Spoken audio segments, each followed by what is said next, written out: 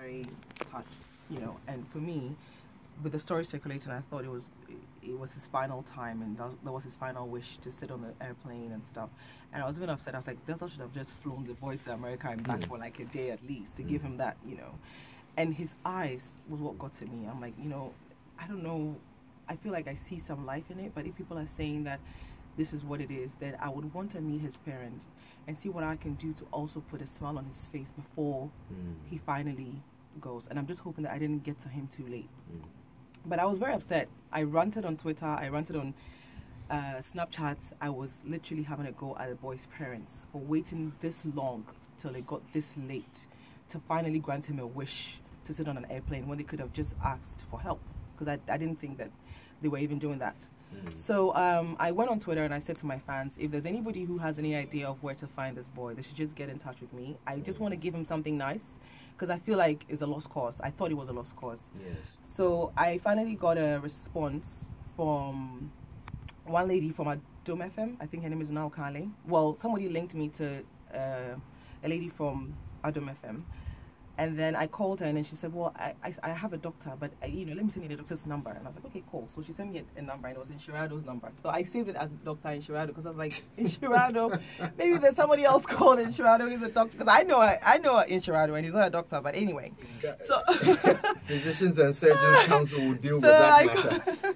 So I called him and I was like, doctor. He's like, no, I'm not a doctor, but yeah, what's up? And I was like, oh, it's Joselyn. And it's like, oh, what's up? So we talked about, you know, the little boy's situation. I said, look, I just want to do something nice for him, my own little small way.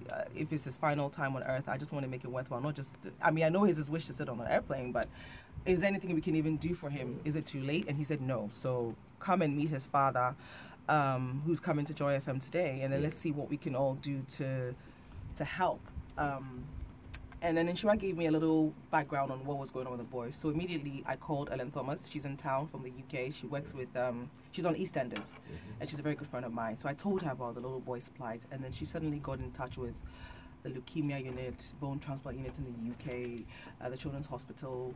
She had a friend whose son needed a bone marrow transplant, and almost all the celebrities in the UK rallied behind her. There were times that she was on set and she had to like quickly leave so she can go to and attend a gala or a dinner just to raise some funds for the boy. And the boy got cured because they were able to do the research, found a match, and you know, he got the transplant. So we are trying to get in touch with them. I didn't even know that they had gotten this far to, you know, trying to get some help in South Africa. So I was actually doing the extra research work, so that if it means that we have to fly into the UK to get this thing done pro bono, or get people to rally behind us to pay for him to get this help that he needs, hey, you know, so that's why I'm here today. Well, we're so glad you could make it. Obviously, you know, you were moved by the initial story. Now we've got the corrections to that story. We know that these are very loving parents who are doing everything to save their boy. And we're so glad that you've decided to lend a hand because every little helps. And if we can do something, anything for young Wanda, it would be amazing. Ellie, tell us a little bit about your boy. What's he like? What's Wanda like? Wanda is always in school. We wake up very early, like 6:30. He's in class. He like reading, playing. That is all. Seems like a very good boy. Yes. Who has a bright future. Yes. And I know what Joselyn means about his eyes. You know, looking at that picture. You get it really hit home for me. And I know that I put it on my Instagram. I got a lot of, I got so many comments. That was the most comments I've had under any picture on Instagram. I had like almost 300 comments. And everybody's like, oh my God, he's healed in Jesus' name. You know, take him to Night of Bliss. You know, everybody was suggesting one or two things. And I said, you know, and I realized that, you know, there's a lot, people, we're a very sympathetic bunch of people. And so I was sitting with one of my friends actually in my car, and she's like, you know what, let's do something for this boy, you know, Joselyn. And I said, yeah, I've been thinking about it, but I don't know where to find him. I don't know. So I just put it on Twitter, and thank God that I was able to get in touch with somebody a bit close to be able to, you know, even hear the full story, because I thought it was a lost cause. So when Inshira said, you know what, no, it's not too late, I was like, oh my God, you know, hey, let's do something then, whatever, you know. So just help him. Like you said, every little helps. Yeah. Look, it's great that you've taken the initiative.